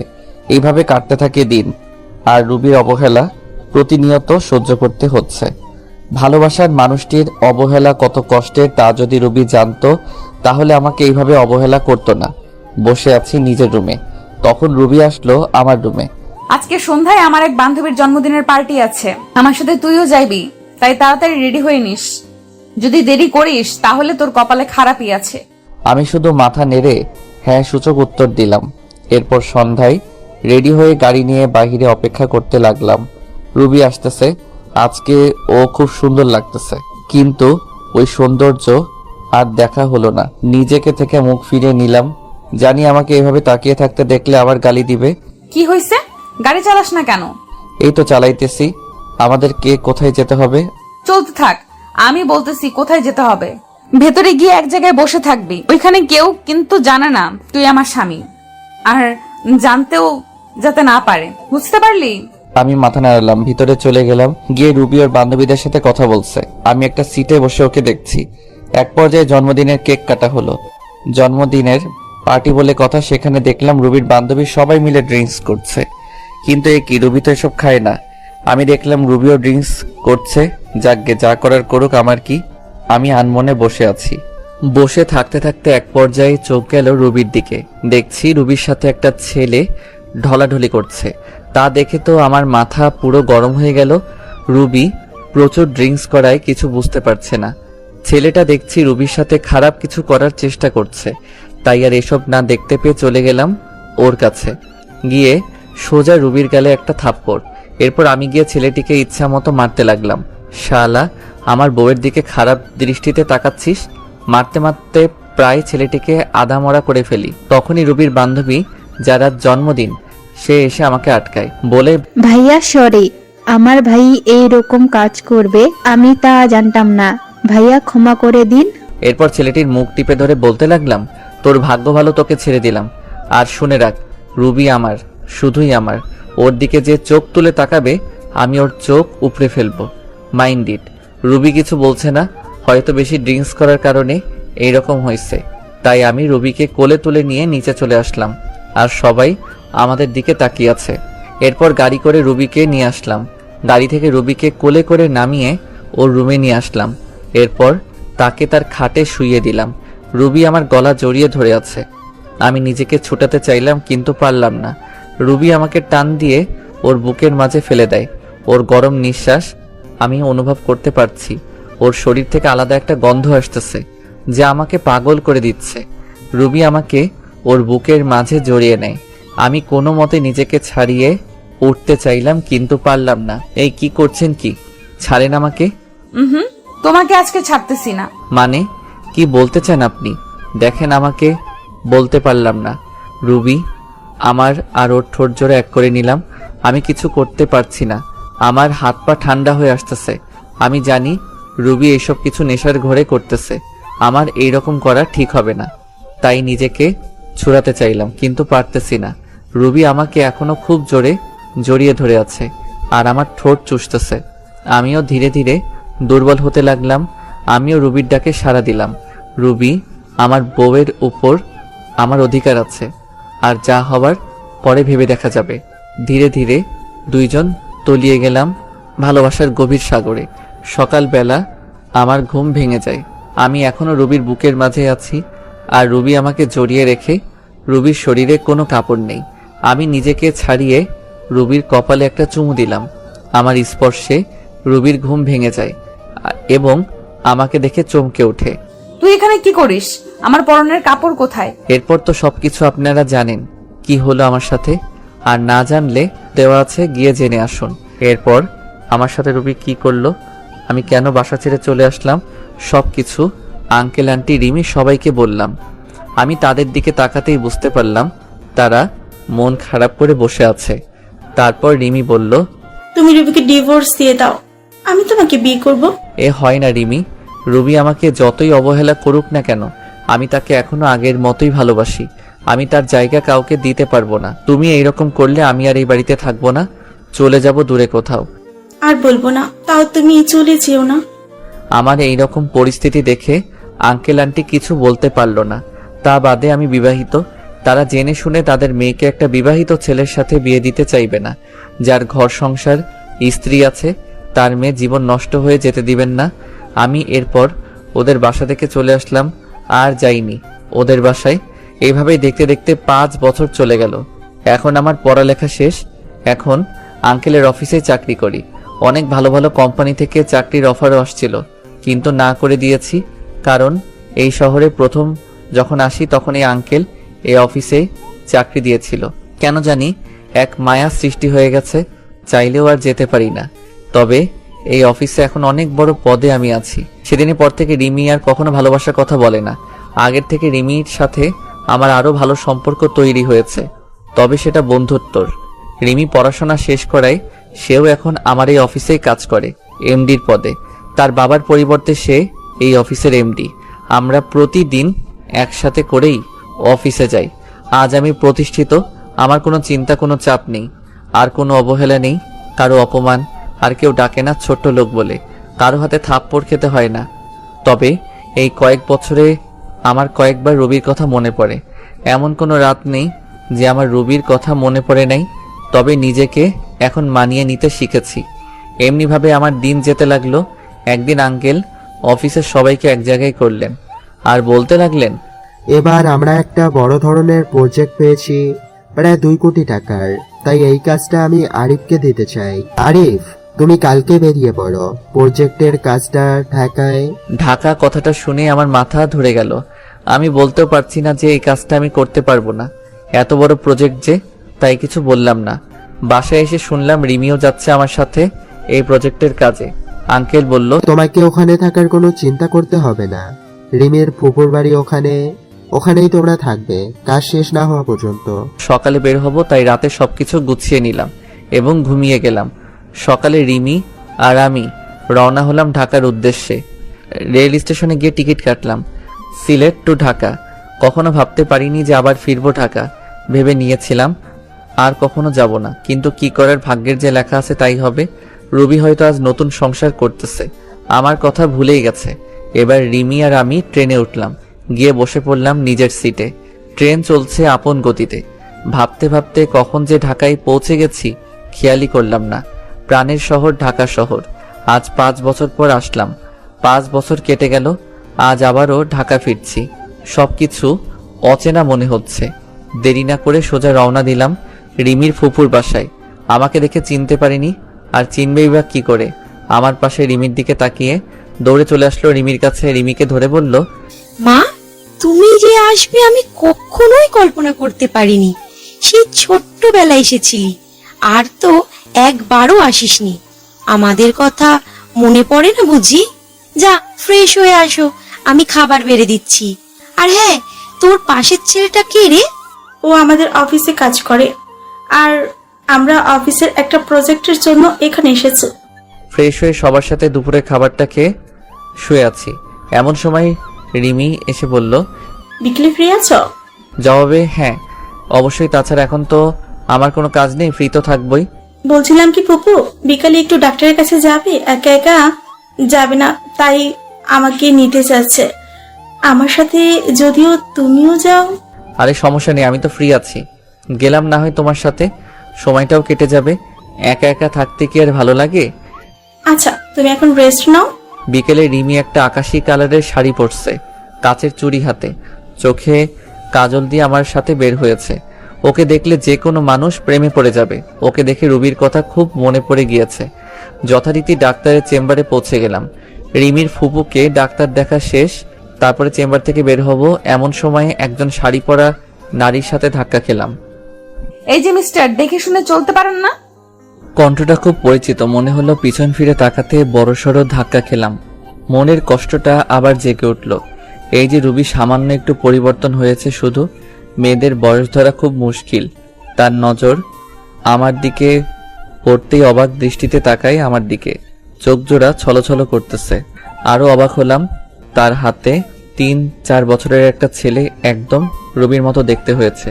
রুবির চোখ থেকে পানি পড়তেছে, আমি একদম স্পষ্ট দেখতে পাচ্ছি। এখানে বেশিক্ষণ থাকা যাবে না, তাহলে আমি যে আবার মায়ায় জড়িয়ে যাব। তাকে সরি বলে রিমিকে নিয়ে দ্রুত চেম্বার থেকে বেরিয়ে পড়লাম। এত বছরের কষ্টগুলো আমার ভেসে উঠল মনের ভিতর। নিজেকে কিছুতেই সান্ত্বনা দিতে পারছি না। রাতে বাসায় এসে কিছু না খেয়ে শুয়ে পড়লাম। আন্টি অনেক জোর করলো, খেলাম না আমি। সকালবেলা ঘুম ভাঙতেই দেখি রিমি নাস্তা হাতে নিয়ে দাঁড়িয়ে আছে। আমাকে দেখে বলল, রাতে তো কিছুই খাওনি, এখন একটু খেয়ে নাও। না করতে পারলাম না, নাস্তা খেয়ে বসে আছি। রিমি এসে বলল, ঘুরতে যাবে? একটু বাইরে থেকে ঘুরে আসি, তোমার মন ভালো হয়ে যাবে। অনিচ্ছা সত্ত্বেও রাজি হলাম। রিমিকে নিয়ে একটা নদীর ধারে বসে আছি। গাছপালা সমৃদ্ধ এই নদীর ধার। একটু ঘোরাঘুরি করে রাস্তা দিয়ে বাসায় যাচ্ছিলাম। রিমিও সাথে আছে। মেয়েটা খুব ভালো, আমাকে আপন মনে করে। এখন হয়তো ভালোবাসে আমাকে, কিন্তু সেদিনের ঘটনার পর থেকে আর কিছু বলে না। হয়তো ভয় বলে না। আমি চলে যাব বলেছিলাম, এমনই ভাবে হাঁটছি। এমন সময় পিছন থেকে কেউ বলে উঠল, কেমন আছো আরিফ? পিছনে তাকাতেই দেখি রুবি। কে আপনি, আর কি চাই? আপনি করে বলছো? ধুর, আমি আপনাকে চিনি নাকি? এমন ভাবে বলছো মনে হয় যেন আমাদের কখনোই দেখা হয়নি। দেখুন, আমাকে বিরক্ত না করলে খুশি হব। রিমিকে আমার পাশে দেখে বলল, তোমার বউকে তোমার সাথে খুব মানিয়েছে। একথা বলাতেই আমার মেজাজটাই বিগড়ে গেল। মন চাচ্ছে কষে দুটো থাপ্পড় দিয়ে বলি, তোর কারণে শুধু তোর কারণে ভুল বোঝার জন্য আমার জীবনটা নরকে পরিণত হয়েছে। পাবলিক প্লেস, এজন্য কিছু বলি নাই। রিমিকে নিয়ে সাথে সাথে ওই স্থান ত্যাগ করলাম। যাওয়ার সময় দেখতে পেলাম রুবির চোখগুলো ফুলে গেছে। তাতে আমার কি? আমি বারো কি হই? আমার কোনো যায় আসে না, ও মরুক আর বাঁচুক, আই ডোন্ট কেয়ার। কথা বলতে খুব কষ্ট হচ্ছিল, তারপরে বললাম আমার সাথে কেন এরকম হচ্ছে, কেন পুরনো স্মৃতিগুলো আবার চোখের সামনে আসছে। আমি নতুন জীবন চেয়েছি, কেন আবার পিছুটা আমাকে আটকাচ্ছে। এসব ভাবতে ভাবতে বাড়ি চলে আসলাম। এসে শুয়ে পড়লাম আর ভাবতে থাকলাম রুবির কথা। কিছুই ভালো লাগছিল না। রুবির সাথে দেখা হয়ে আমার জীবনটা আগের মতো হয়ে গেল। খালি রুবির কথাই চিন্তা করছি। পরক্ষণে মনে হলো রুবি তো স্বামী, সংসার, ছেলে সব আছে, তাহলে কেন শুধু শুধু চিন্তা করছি। শত হলেও আমার প্রথম ভালোবাসার রুবি, ভুলে কি থাকা যায়? রুবির কথাগুলো ভাবতেছি, স্বার্থপরের মতো আমাকে একা করে দিল। বিনা দোষে আজ আমি নিঃসঙ্গ। হয়তো এটাই নিয়তি, আমার নিষ্ঠুর ভালোবাসা। সন্ধ্যায় বের হয়ে গেছি, অনেক রাতে বাসায় ফিরলাম। কলিং বেল বাজাতেই রিমি দরজা খুলে দিল। মনে হয় আমার অপেক্ষায় বসেছিল। একটা মেয়ে আমার খুব কেয়ার নিতেছে। আমার সেদিকে কোনো মনোযোগ নেই। আমার হৃদয়ে শুধু রুবিই থাকবে। এত রাতে বাইরে কি করছিলে? রাতে বাইরে থাকতে নেই, ফ্রেশ হয়ে এসো, আমি খাবার দিচ্ছি। আমি কিছুই বললাম না, চুপচাপ খাবার খেয়ে বিছানায় চলে এলাম। সকালে ঘুম থেকে উঠে ল্যাপটপটা হাতে নিয়ে দেখি একটা ইমেইল আসছে। সিন করতেই দেখি আমার ডিপার্টমেন্ট থেকে ইমেলটা এসেছে প্রজেক্টের কাজে। তাই রিমিকে বললাম তাড়াতাড়ি রেডি হতে, অফিসে যেতে হবে। রেডি হয়ে অফিসে রওনা দিলাম দুজনে। ওখানে যে আমি পুরাই শক খেলাম। আমার অফিসের এক্সিকিউটিং অফিসার যে রুবি, সেটা দেখে তো আমার মাথা খারাপ হয়ে গেল। এর সাথেই তাহলে আমার প্রজেক্টটা কমপ্লিট করতে হবে। যেখানে বাঘের ভয় সেখানেই সন্ধ্যা হয়। তারপর সবার সাথে আমরা পরিচয় হয়ে নিলাম। তারপর গেলাম রুবির কাছে। রুবি আমাকে দেখে চোখ বড় বড় করে তাকিয়ে আছে, হয়তো ভাবছে আমি এখানে কি করতে আসব। তারপর রুবিকে বললাম আমি হলাম আরিফ, আর আমার পাশে ও হচ্ছে নীলা। আমরা সিলেট থেকে এখানে আসছি এই প্রজেক্টের কাজে। ও আচ্ছা, সেই ব্যক্তিরা তাহলে আপনারা? এরপর কিছু কথা বলে চলে আসলাম। দুপুরে কাজ শেষে আমার ডেস্কে বসে আছি। এমন সময় একটা বাচ্চা ছেলের আনাগোনা দেখলাম। আরে এই তো সেই ছেলে যাকে রুবির সাথে আমি দেখেছি। আমি ডাক দিতে আমার কাছে আসলো। তোমার নাম কি বাবা? এখানে তুমি কার কাছে এসেছো? কেন? আম্মুর সাথে। আম্মু আমাকে প্রতিদিন এখানে নিয়ে আসে। তোমার আম্মুর নাম কি? রবি আক্তার। বুকটা ধক করে উঠল। তাহলে এটা রবির সন্তান। চোখে জল এসে গেল। যদি সবকিছু ঠিক থাকতো তাহলে ছেলেটা আমার হতো। ছেলেকে কোলে নিয়ে একটা পাপ্পি দিলাম। আঙ্কেল, আঙ্কেল, আপনি আমাকে আদর করেন কেন? আপনাকে তো আমি চিনি না। মা বলেছে অপরিচিত কারো কাছে না দিতে। আজ থেকে আমরা বন্ধু। বলো মানুষ আবার বন্ধু হয় নাকি? হয় বাবা, হয়। আচ্ছা ঠিক, এখন আম্মুর কাছে যাই। আম্মু না হয় পোকা দিবে। আচ্ছা যাও। রুবির কাছে রোহান যেয়ে বলল, আম্মু, আম্মু, আজ একটা লোক আমাকে খুব আদর করেছে আর বলেছে আমি নাকি তার বন্ধু। ও তাই বুঝি আমার সোনা বাবু? জানো আম্মু, লোকটা খুবই ভালো আর অনেক সুন্দর। সুন্দর মানুষকে সুন্দরী বলে বাবা। আম্মু, স্কুলে প্রতিদিন সবার বাবা আছে, তাদেরকে কত আদর করলে আমার বাবা লাগবে না আম্মু? ছেলের কথা শুনে আমার বুকটা ফেটে যাচ্ছে। আমার নিজের দোষে আজ সন্তানকে বাবা নামক বটগাছের ছায়া থেকে বঞ্চিত করেছি। কি হলো আম্মু? তুমি কাঁদতো কেন আম্মু? রুবি আর কিছু বলে ছেলেকে বুকের সাথে জড়িয়ে ধরলো। মনে মনে বলতে লাগলো, তোর বাবা যে আর কোনোদিন আসবে না। অফিস শেষে সিঁড়ি দিয়ে নামতেছি আমি আর রিমি। এমন সময় রুবিও নামতেছে। আমাকে দেখে অবাক দৃষ্টিতে তাকিয়ে আছে। আমি দেখেও না দেখার ভান করে নামতে লাগলাম। আমি তা জেলাস করার লক্ষ্যে রিমির সাথে হেসে খেলে কথা বলতেছি আর নামতেছি। পিছন ফিরে দেখি যে রুবির চোখ দিয়ে পানি পড়ছে আর শাড়ির আঁচল দিয়ে মুছছে। বারে তাতে আমার কোনো যায় আসে না। স্বামী, সংসার, ছেলে নিয়ে তো ভালোই আছে। রাতে বাসায় ফিরে আসলাম। প্রতিদিনের মতো রিমি আন্টি আজও খাবার নিয়ে টেবিলে বসে আছে। আমাদের দেখে বলল, তোমরা ফ্রেশ হয়ে আসো, আমি খাবার দিচ্ছি। রাতে খাবার খেয়ে ঘুমের রাজ্যে হারিয়ে গেলাম। সকালে ঘুম ঘুম চোখে দেখি যে কেউ একজন ডাকছে। এই উঠো, অফিস যাবেন না? আমি চোখ খুলে দেখি যে রিমি দাঁড়িয়ে আছে। একটা আকাশি কালারের শাড়ি পরছে। শাড়িটাতে অনেক সুন্দর লাগছে। ও মনে হয় অফিস যাওয়ার জন্য একেবারে রেডি হয়ে আছে। আসলে অ্যালার্ম বাজে নাই তো আজকে, তাই একটু দেরি হয়ে গেছে। ওয়াশরুম থেকে ফ্রেশ হয়ে নিচে এলাম, দেখি যে আন্টি আর রিমি খাবার টেবিলে বসে আছে। আন্টির পরিবার শুধু, আর আন্টি আর কেউ নেই, মানে আঙ্কেল অফিসের কাজে বাহিরে গেছেন, আর তার ছেলে বিদেশি অফিসে চাকরি করে, তাই বিদেশে থাকে। তাই বাসায় এখন আন্টি ছাড়া আর কেউ নেই। আমিও নাস্তার টেবিলে বসে পড়লাম। খাবার শেষ করে রেডি হয়ে রিমিকে নিয়ে বের হলাম। রিমি নাকি আজ রিক্সা করে যাবে অফিসে, তাই একটা রিক্সা নিলাম। রাস্তায় দেখলাম রবি গাড়ি করে অফিসে যাইতেছে। রেড সিগন্যালে গাড়িগুলো আটকে পড়ছে। আমাদের রিক্সা নিয়ে ওর গাড়ির সাথে দাঁড়ালাম। আমার সাথে রিমিকে দেখে মুখটা মলিন হয়ে যায়। শাড়ির আঁচল দিয়ে যে বারবার চোখ মুছছে তা আমার দৃষ্টি এড়ায়নি। রিমিকে নিয়ে সোজা অফিসে চলে আসলাম। অফিসে এসে দেখলাম রবি আমার কেবিনের সামনে দাঁড়িয়ে আছে, তাই আমি রিমির সাথে হেসে হেসে কথা বলা শুরু করে দিলাম। আমিও ভাবতেছি একটু ঝাল না দিলে কি আর হয়। আমি সোজা রিমির গা ঘেঁষে বসে পড়ি আর হেসে হেসে কথা বলা শুরু করি। কথা বলছি আর রবির দিকে তাকিয়ে দেখি একেবারে তেলে বেগুনে ফুলে উঠছে। ও রাগ করলে আমার কি? রাগ সামলাতে না পেরে বলল, এটা অফিস, কোন রোম্যান্সের জায়গা নয়। রিমি দেখো না অফিসার ম্যাডাম কি বলে। আরিফ, তুমিও না?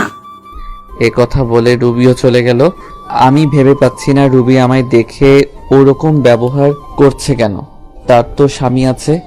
আমিও একটু মজা দেখতে রুবির পিছে পিছে রুবি কেবিনের সামনে যেতেই শুনতে পেলাম, আম্মু আম্মু আগামীকাল কুলের সালেরা বলেছে আম্মু আব্বুকে নিয়ে যেতে। তুমি তো প্রতিবারই বলো আব্বুকে নিয়ে দাও না।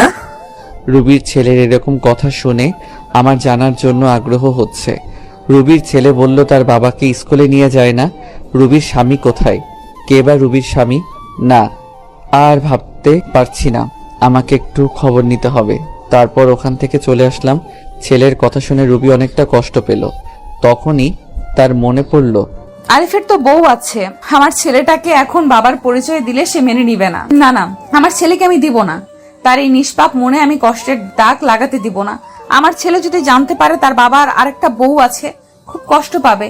আমি আমার ছেলেকে আঁকড়ে ধরে জীবন কাটিয়ে দিতে চাই। আরিফ আমাকে ক্ষমা করবে কিনা জানি না। আমার ভুলের জন্য বিধাতা প্রতিনিয়ত আমাকে কষ্ট দিতেছে। সারা জীবন আরিফের জন্য দোয়া করব, ও যাতে ভালো থাকে। এই বলে ছেলেকে বুকে নিয়ে নিঃশব্দে কাঁদতে লাগলো। আমি আমার কাজ করে চলছি। দুপুরে লাঞ্চ টাইমে সবাই ক্যান্টিনে খাওয়ার প্রস্তুতি নিচ্ছে। আমি যে রিমির সাথে বসলাম। আমরা তো কোনো টিফিন নিয়ে যাইনি, তাই বিরিয়ানি কিনতে গেলাম। তারপর বিরিয়ানি নিয়ে এসে বসলাম। আমার বিপরীত টেবিলে রুবি বসছে।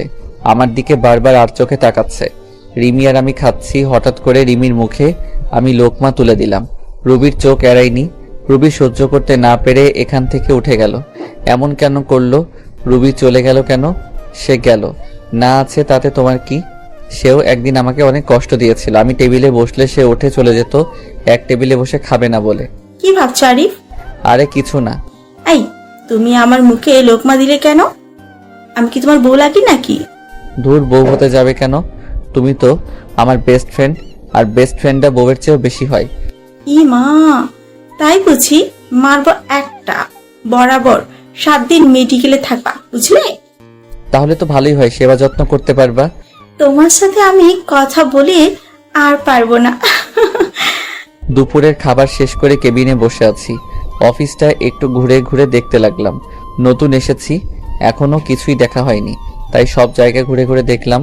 তারপর বাসায় চলে গেলাম। আগামীকাল সকালের অফিসে গেলাম না। রিমিকে বলে দিলাম তুমি যাও, আজকে যাব না।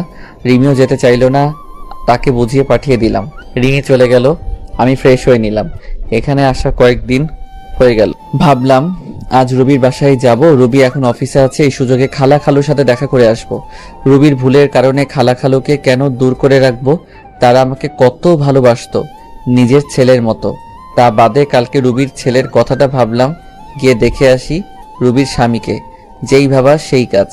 বেরিয়ে পড়লাম খালার বাসায়। বাসাটা সেই আগের মতোই আছে, কিছু চেঞ্জ হইছে, নতুন রং করছে মনে হয়। বাসার গেটে গিয়ে কলিং বেল চাপ দিলাম। কয়েকবার বেল চাপতে দরজা খুলে দিল। আমি এক দৃষ্টিতে তাকিয়ে আছি খালার দিকে। খালা বলে উঠল, কাকে চাই? বলবেই না কেন? এই 5 বছরে আমি সেই আগের আরিফ নেই, দেখতে একেবারে বদলে গেছি। খালার বয়স হয়েছে তাই অতটা চিনতে পারছে না। খালা, আমি আরিফ। কথাটা বলার সাথে খালার চোখ পানিতে টলমল করছে। আরিফ বলে জড়িয়ে ধরলো আমায়। আমিও কেঁদে দিলাম। কোথায় ছিলি বাবা তুই? জানিস আমরা তোকে কত খুঁজেছি। ওর খালু তো একেবারে ভেঙে পড়েছিল তাকে না পেয়ে। কেন এইভাবে চলে গিয়েছিলি তুই? ওর আমাদের কথা মনে পড়েনি একবারও? কেঁদেই যাচ্ছে। মনে পড়েছিল খালা, কিন্তু কি করব বলো, তখনকার পরিস্থিতি। আমি রুবিকে বলেছিলাম যে তার জীবনে আর ফিরে আসব না। এখন তো রুবির বিয়ে হয়ে গেছে, স্বামী ছেলে সংসার সব হইছে, তাই আসলাম।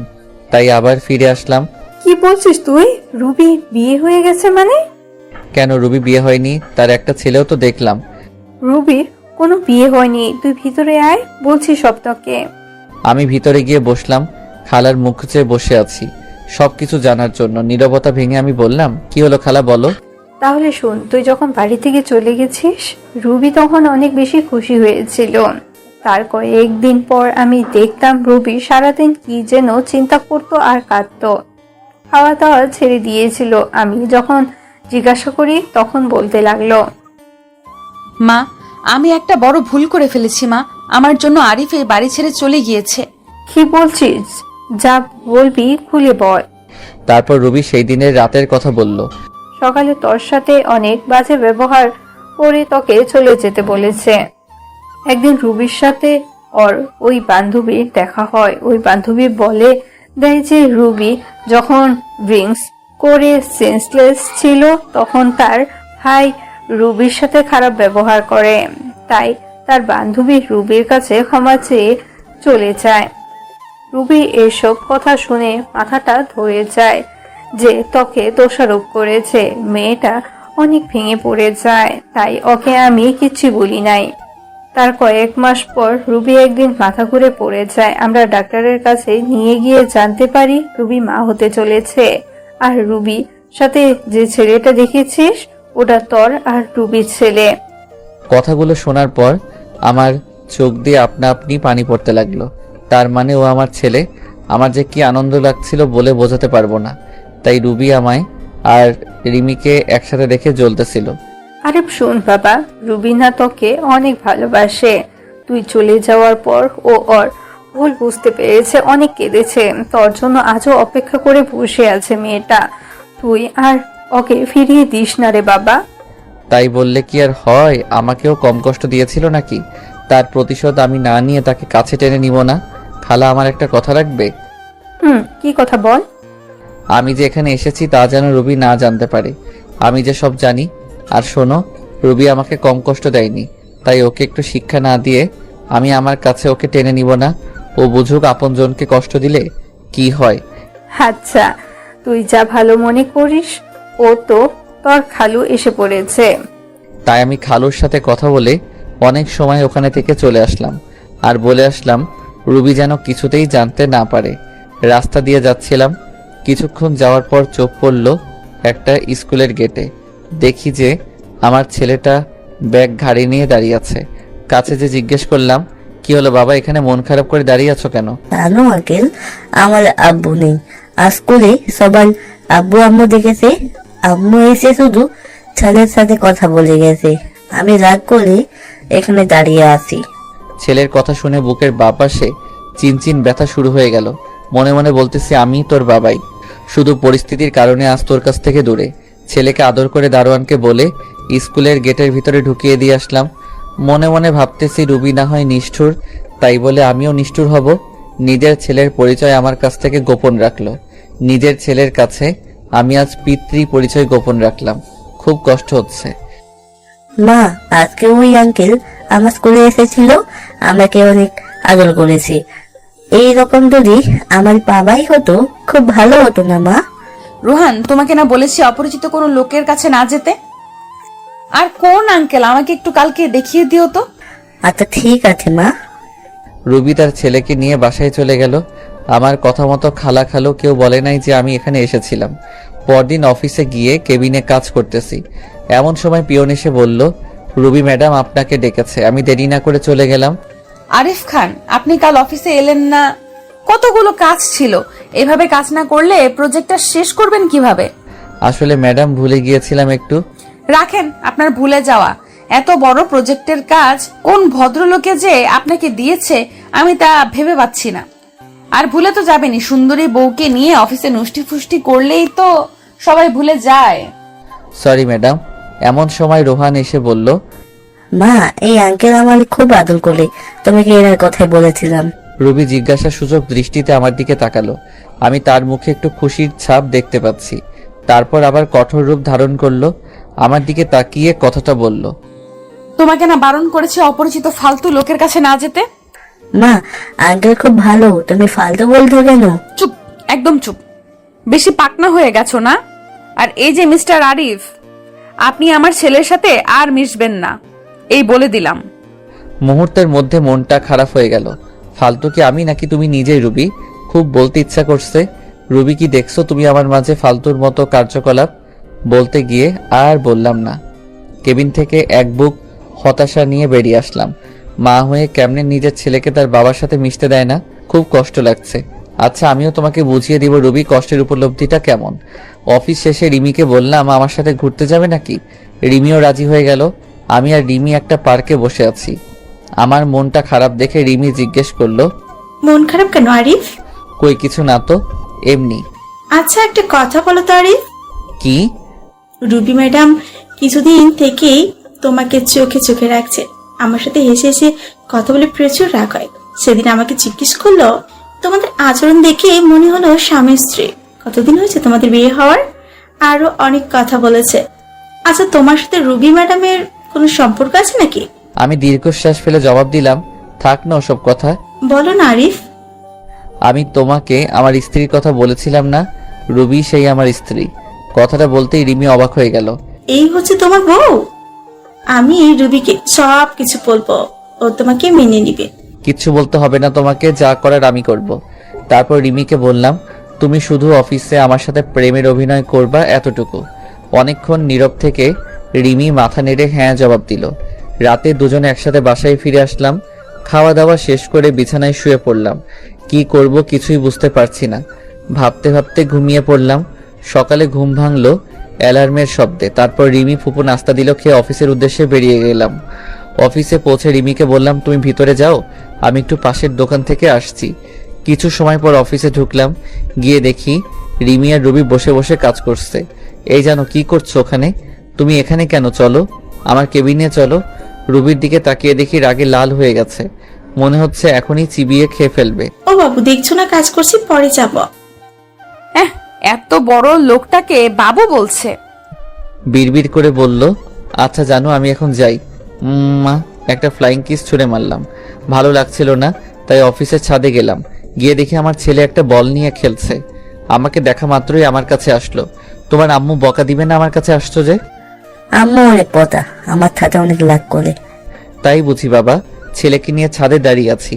এমন সময় রুবি আসলো ছেলের খোঁজে। তোমাকে না বলছি এখানে না আসতে? বাবু আসলে কেন? দাঁড়াও রুবি। অনেকটা অবাক হলো আমার কথা শুনে। এই সন্তান কার? আমার আর আমার স্বামীর। কেন, আপনার কি হয়েছে? তা তোমার স্বামীটাকে জানতে পারি? আপনাকে না জানলেও চলবে। আপনি কে হন যে আপনাকে বলবো? এই কথা শুনে নিজের রাগ কন্ট্রোল করতে পারিনি।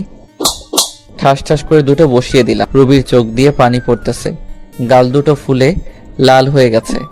এই সন্তানটা কার? সত্যি করে বলো রুবি, না হয় আমার চেয়ে কেউ খারাপ হবে না। তোমাকে বললে কি লাভ? আর কি বা হও তুমি আমার? তাচ্ছিল্যের হাসি দিয়ে বললাম, ন্যূনতম যে স্ত্রী স্বামীকে মানে না, স্বামীর চরিত্রহীন বলে গালি দিয়ে বাসা থেকে বের করে দেয়, তার কপালে আর যাই হোক স্বামী জুটবে না। শুনলাম তোমার নাকি বিয়ে হয়নি, তাহলে এই ছেলেটা আসলো কোথা থেকে? না জানি কার সাথে কি করে বেড়াইছে। ছি! একথা বলার সাথে সাথে রুবি আমার কলার চেপে ধরলো আর বলতে লাগলো, মুখ সামলে কথা বলো আরিফ, আর একটাও বাজে কথা বললে খুন করে ফেলবো। আমি এক ঝটকায় নীলার হাত ছাড়িয়ে পিছন থেকে হাত দুটো মুচড়ে ধরে বললাম, সত্য কথা বললে তো গায়ে লাগবেই। আমার লাগছে, ছাড়ো প্লিজ। ছাড়ার জন্য তো ধরিনি, আগে বলো আমার কথাটা সত্য নাকি মিথ্যা? রুবি চুপ করে আছে, তাহলে আমি ধরে নিব সব সত্য। তোমার যা ইচ্ছে মনে করতে পারো, প্লিজ আমার হাত ছাড়ো, লাগছে খুব। ওয়েট, এত অস্থির হচ্ছ কেন? সবে তো শুরু, আগে বলো এই সন্তান কার? কি হলো বলো না কেন? আরে বলছো না কেন? কি হলো বলো। জোরে একটা ধমক দিয়ে বললাম। রুবি শুধু কেঁদেই চলেছে। আঙ্কেল তুমি মাকে ছেড়ে দাও, মা অনেক করতে পারতে। ছেলের কথা শুনে আর ধরে রাখতে পারলাম না, ছেড়ে দিলাম। রুবি ছাড়া পেয়ে ছেলেকে জড়িয়ে ধরে কাঁদতে লাগলো। শক্ত করে জড়িয়ে ধরে আছে, মনে হচ্ছে আমি ছো মেরে তার ছেলেকে নিয়ে যাব। রুবি ছেলেকে জড়িয়ে ধরে শুধু কেঁদে চলছে। আমি আবারও জিজ্ঞেস করলাম, রুবি এই সন্তানটা কার? কি হলো বলছো না কেন? ও বলবে বা কেন? নিশ্চয়ই কোনো আকাম কুকামের ফসল। রুবির চোখ দিয়ে শুধু পানি পড়ছে। আমি এই কথা বলে ওই স্থান ত্যাগ করলাম। অফিসে বসে নিজের কাজে মনোযোগ দিলাম। রুবি মনে মনে কথাগুলো বলতেছে। বলবো না আরিফ, আমি কিছুতেই আমার সন্তানের কথা তোমাকে বলবো না। এই সন্তান শুধুই তোমার। তোমাকে বললে আমার সন্তানকে তুমি নিয়ে যাবে। আমি মা হয়ে এটা কিছুতেই সহ্য করতে পারবো না। এই জীবনে আমার নিজের দোষে তোমার ভালোবাসা হারিয়ে আজ আমি নিঃস্ব। এই সন্তান এখন আমার একমাত্র সম্বল। আমি যে আমার ছেলেকে ছাড়া বাঁচবো না। মা তুমি কি ভাবতো? ওই আঙ্কেলটা তোমাকে কেন বলেছে? বলো না মা, বলো না। এতটুকু বাচ্চাকে কি বলবে রুবি? নিজের করা ভুলগুলো। আর এই অবুঝ বাচ্চা কি বা বুঝবে? কিছু না বাবা, এমনি তো কেউ মারে না মা। স্কুলে স্যারেরা পড়ে না দিতে পারলে খুব মারে। তুমি নিশ্চয় আঙ্কেলের কাছে পড়া দিতে পারো নাই, তাই তোমাকে মিলেছে।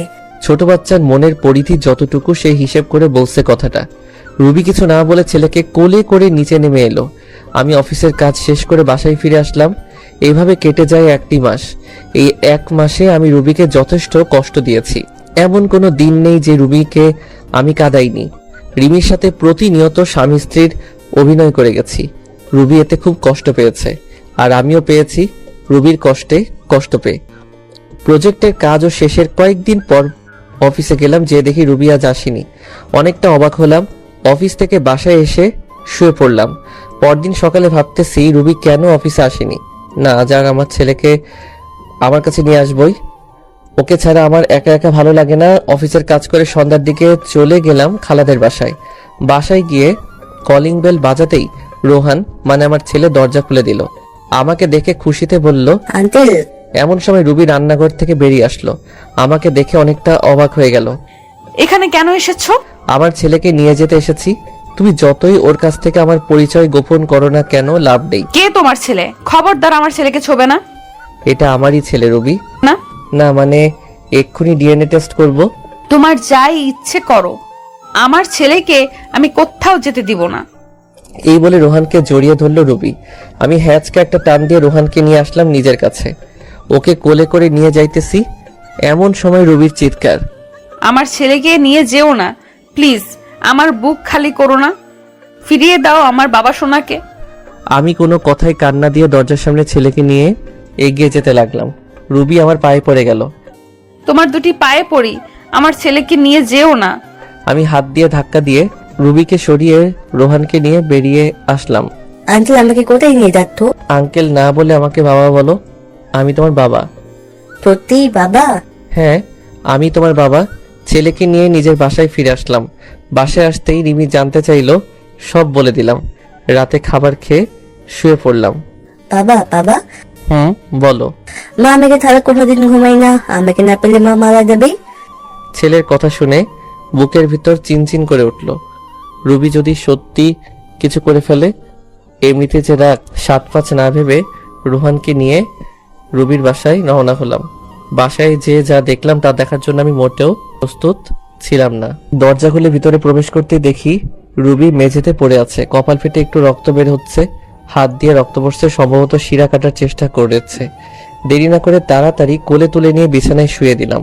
কপালে হাত দিয়ে দেখি প্রচুর জ্বরে গা পুড়ে যাচ্ছে। সারা রাত মাথায় জলপট্টি দিলাম। নিজ হাতে বাসায় রান্না করেছি, রুবিকে নিজের হাতে খাইয়ে দিলাম।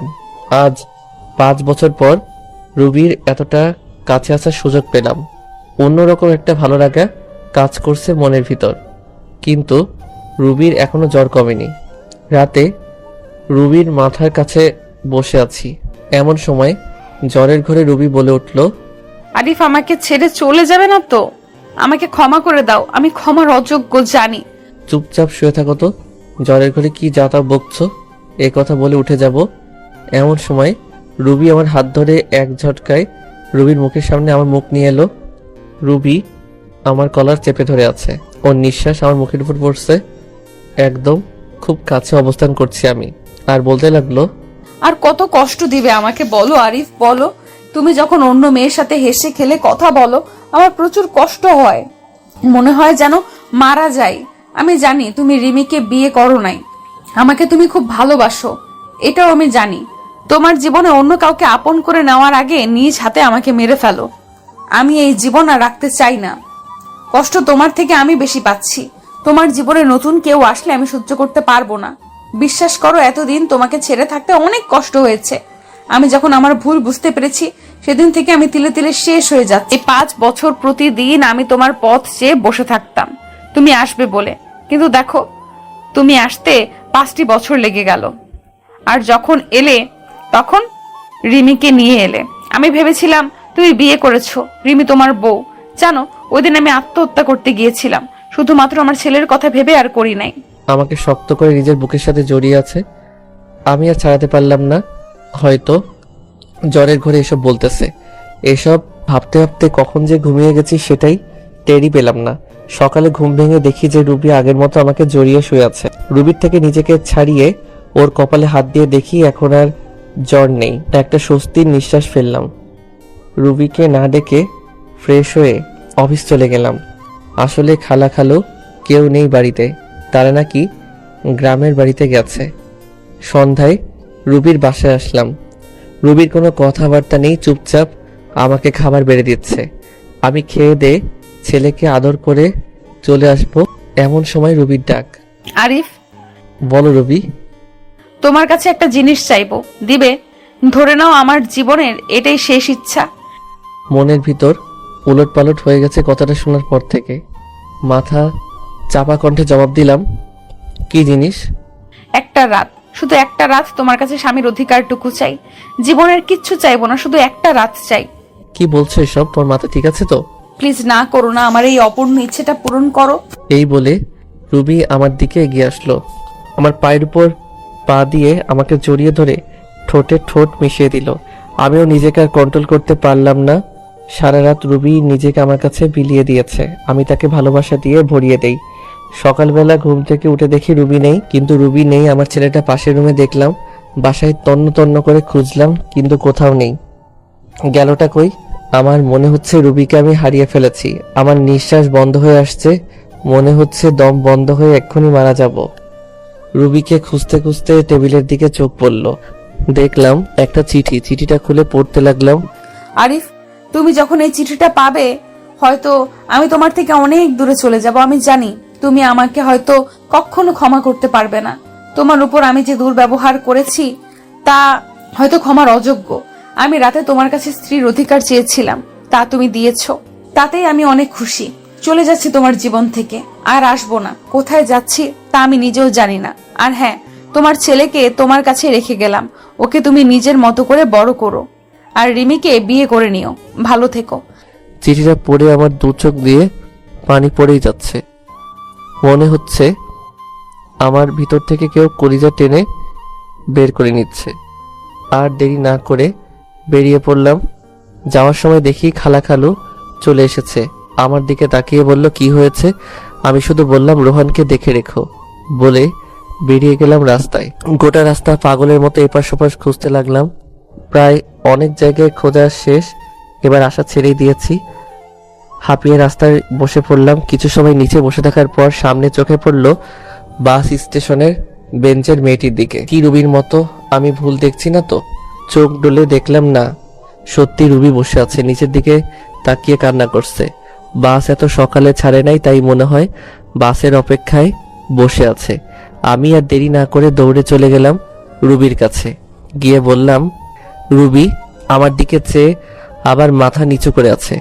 রুবি, তুমি এইভাবে চলে আসলে কেন? কি হলো, কথা কানে যাচ্ছে না? বলো। মাথাটা খারাপ হয়ে গেল। বেঞ্চের থেকে টেনে দাঁড় করিয়ে দিলাম এক থাপ্পড়। গালে হাত, আমার দিকে চলাচলা চোখে তাকিয়ে কেঁদেই যাচ্ছে। আমার আর তার কান্না সহ্য হলো না, টান দিয়ে বুকের সাথে মিশিয়ে নিলাম। কি ভেবেছো নিজেকে? যখন তখন আমাকে কষ্ট না দিয়ে তোমার ভালো লাগে না, তাই না? জানো না আমি তোমাকে কতটা ভালোবাসি। আর কি বললে, আমি রিমিকে বিয়ে করে নিব, তাই না? যদি রিমিকে বিয়ে করতাম তাহলে 5 বছর আগেই করতাম। আমার হৃদয়ে শুধু তুমি আছো, যে জায়গা আমি কাউকে দিতে পারবো না। শুধুমাত্র সামান্য ভুল বোঝার কারণে আজ আমাদের এই পরিণতি, সম্পর্ক ভাঙনের পথে। কিন্তু রুবি, একবারের জন্যই কি আমাকে বিশ্বাস করতে পারোনি সেদিন, নাকি তোমার ব্যর্থতা? রুবি ফুপিয়ে ফুপিয়ে কাঁদছে। আমাকে ক্ষমা করে দাও আরিফ, তুমি ক্ষমা না করলে আল্লাহ আমার উপর নারাজ হবে। আমি নিজের স্বামীকে অনেক কষ্ট দিয়েছি। আমি চোখের জল মুছে দিয়ে বললাম, পাগলি, এতে ক্ষমা চাওয়ার কি আছে? তোমার আরিফ তোমার উপর কোনো রাগ করে নেই, তোমার উপর অসন্তুষ্ট হয়নি। কথা দাও এইভাবেই ভালোবেসে যাবে তো সারা জীবন? এইভাবেই ভালোবেসে যাব। তারপর দুজনে বাসায় চলে আসলাম। এরপর খালা খালুর সাথে কথা বলতে বলতে রাতের খাবার খেয়ে নিলাম। আজ খালা খালু অনেক খুশি আমাদের মিল হওয়া দেখে। খাবার শেষে রুমে আসলাম, অপেক্ষা করছি রুবি আসার জন্য। কিছু সময় পর রুবি রুমে আসতে তাকে জড়িয়ে ধরলাম। কি করছো, কি ছাড়ো বলছি। আজ তো আর ছাড়ছি না। কাল তুমি স্ত্রীর অধিকার বুঝিয়ে দিয়েছো, আজ আমি স্বামীর অধিকার বুঝিয়ে নিব। রুবিকে কোলে তুলে নিয়ে খাটে ফেলে দিলাম, তারপর জড়িয়ে ধরে ঠোঁটের সাথে ঠোঁট মিশিয়ে দিলাম। এমন সময় দরজা খোলা থাকায় আমার ছেলে ঘরে চলে আসলো। তোমরা কি করতো? ছেলের মুখে এমন কথা শুনে আমি কি করব, কি বলবো? রুবি তো আমার বুকে মুখ লুকিয়ে আছে। আসলে তোমার আম্মুর খারাপ লাগছিল তো তাই। থাক, আর বলতে হবে না, আমি গেলাম নানুর রুমে, তোমরা থাকো। যা ভাবার ভাবো, অনেকদিন পর বউকে পেয়েছি, সময় নষ্ট করলে চলবে না। তারপর রুবিকে জড়িয়ে ধরে, দূর মিয়ারা ভাগেন, এত কিছু জানার ইচ্ছা কেন? হ্যাঁ, নিজেরা বিয়ে করলেই তো পারেন, সবকিছু জেনে যাবেন। ভালো থাকুক আমাদের এই পবিত্র বন্ধন। দোয়া করি যাতে সুখে থাকি আমরা। সমাপ্ত।